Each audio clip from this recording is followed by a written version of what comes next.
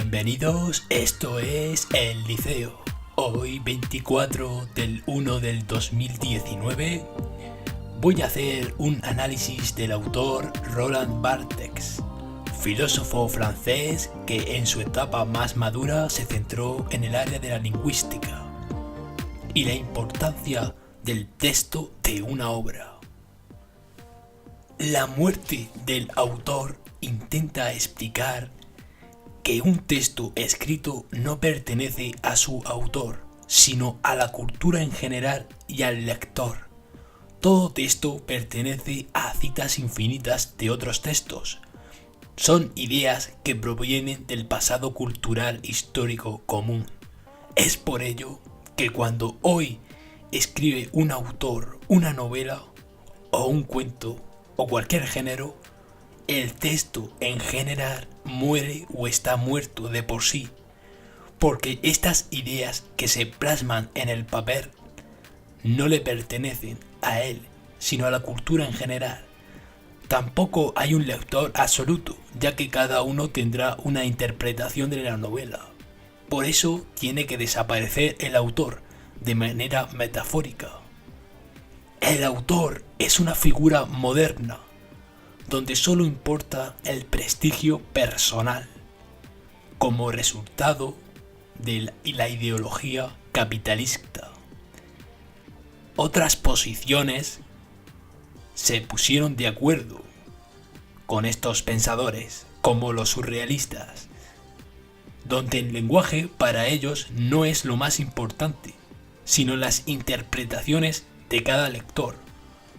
Para poder leer un libro debe existir un alejamiento del autor, y así se obtiene mucha perspectiva del texto.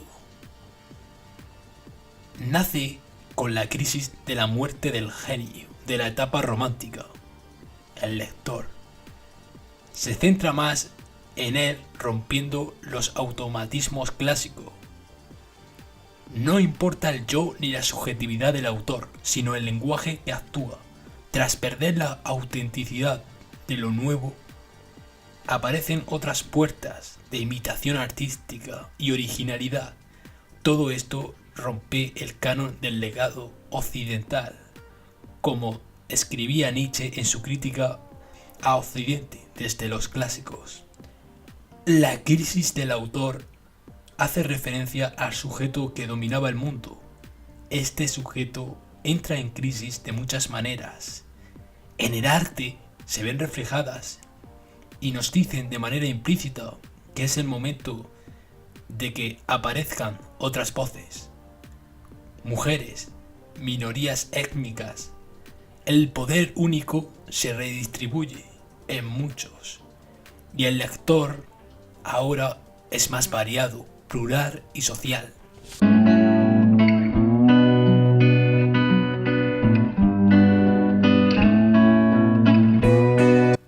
A través del autor, antiguamente se buscaba, o hace unos siglos, como ustedes quieran verlo, se buscaba la explicación de las obras, de su persona, de su bibliografía, sus gustos, en vez de centrarse en la obra en sí. Ya que si nos centramos en la persona, en el autor,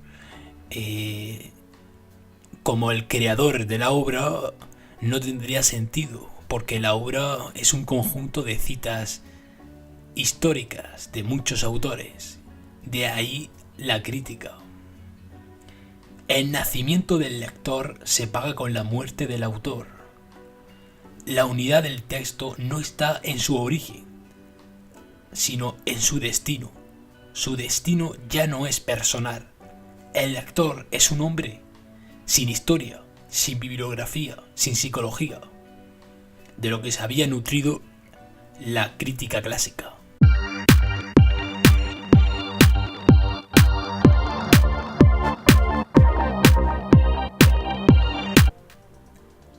Como hemos visto, he señalado el análisis sobre este tema. Este texto, sin importar la ideología que tengas, te muestra muy bien lo que se estaba abriendo a mitad del siglo pasado, donde la mayoría de la producción literaria estaba centrada en el hombre y la minoría la tenían las mujeres y otras étnicas culturales. En los últimos siglos era lo que pasaba.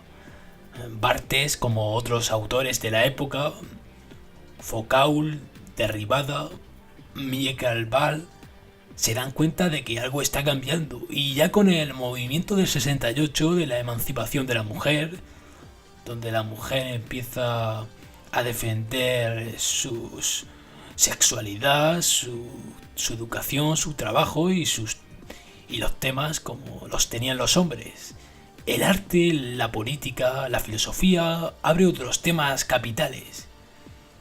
El feminismo real, el que buscaba la igualdad entre hombres y mujeres, no el que tenemos ahora, por supuesto. También abre otras maneras de realizar arte.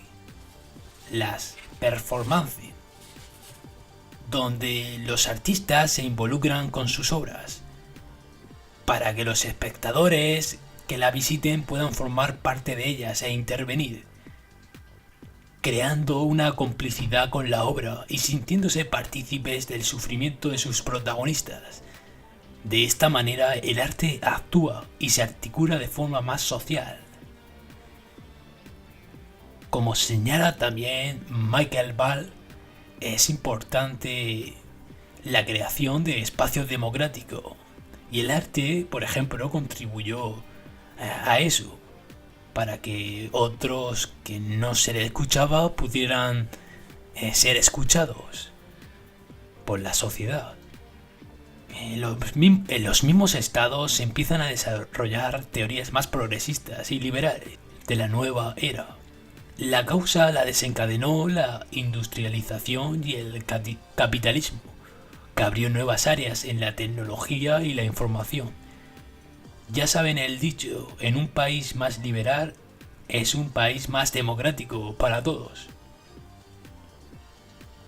Antiguamente el poder militar social lo tenía el hombre, también en la educación, y se guardaba el sufragio universal para poder votar, excluyendo a la mujer.